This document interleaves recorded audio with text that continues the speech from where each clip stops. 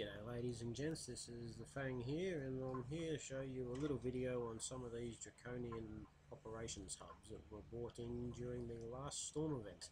As you would remember, if you competed, that they actually got viciously ripped away from us due to some technical difficulties, or generally speaking, someone threw a spanner in the works.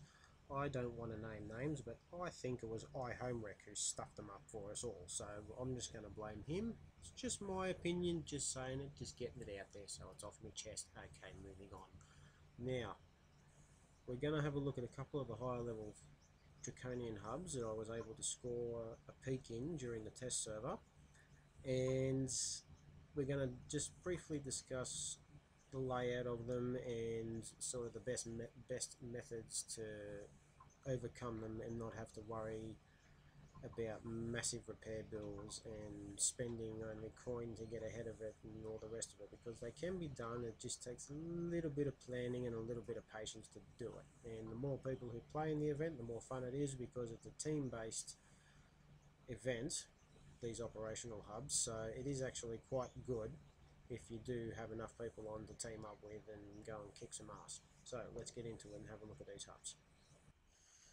Welcome to the Battle Pirates test server. Here you can see a bunch of players already online hitting hubs, and that is the sole purpose of this testing area. So I believe there will not be one single base hit happen. I'm pretty sure that every single base has got a permanent bubble on it for a week, but the actual testing zone will only last for about 16 hours, so there's not going to be any chance to have any internal fights here when we can save those for the real game.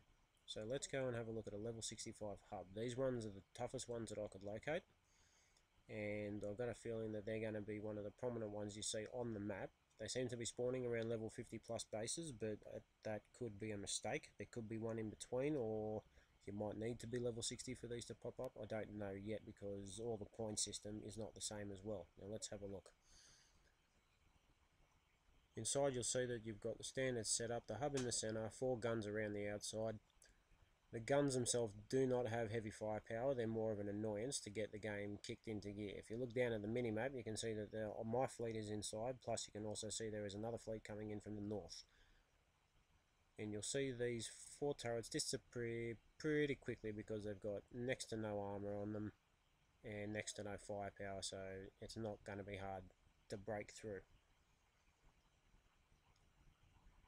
Now the virus begins to upload at this point. There is a virus upload bar, I just missed it in my recording because of the way I've spec'd it out. But as you see on the minimap, a few red dots have appeared. This is the first wave of the Drac ships that have come to stop you. Now their mission will be to destroy you, or destroy the hub, or both, whichever the case may be. One or the other occurs and that's it, the hub blows up. So if you lose, then you lose properly. You don't end up with half an operational hub left on the map to actually go and finish. It's either full points or no points in this, and that's a pretty clever way they've developed it. So there's no sniping or anything like that that's involved.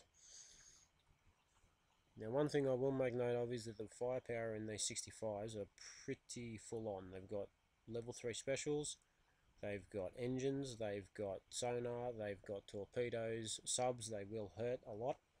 And you'll also notice that the little battle cruisers are going in the other direction after the other player's ships, while the battleship is coming for me. And you'll notice that the Dreadnought is not giving a damn about anything. He's going straight for the hub. That's what they will do. Their mission will be to take out the hub first, and they are loaded with siege missiles, and if there's enough Dreadnoughts around the hub by the time you start actually hitting them, you could lose the hub very quickly, and it's a real pain in the ass after all the work you've just done. This is the second wave dead. And now we're going to see the third wave appear, and this is always going to be the toughest wave, because you'll see 5 Dreadnoughts, 1 battleship and 1 battlecruiser. Now the Dreadnoughts are all going straight for the hub. That will be their target. They will shoot you along the way, but once they're in range, they will start shooting at the hub with their siege missiles. The battleship and the battlecruiser will chase you, because you're a target of opportunity, and the Dreadnoughts are just doing what they do, just charging in and trying to kill everything. As you can see, ballistic fleets are doing wonders against these. I highly recommend going them over missiles.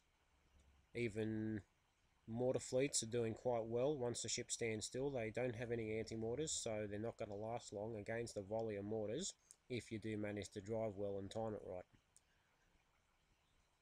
Ignore these points score here. Every single hub's worth about 51,000 points, so just ignore that for the time being. We don't know what the points are going to be until the actual event.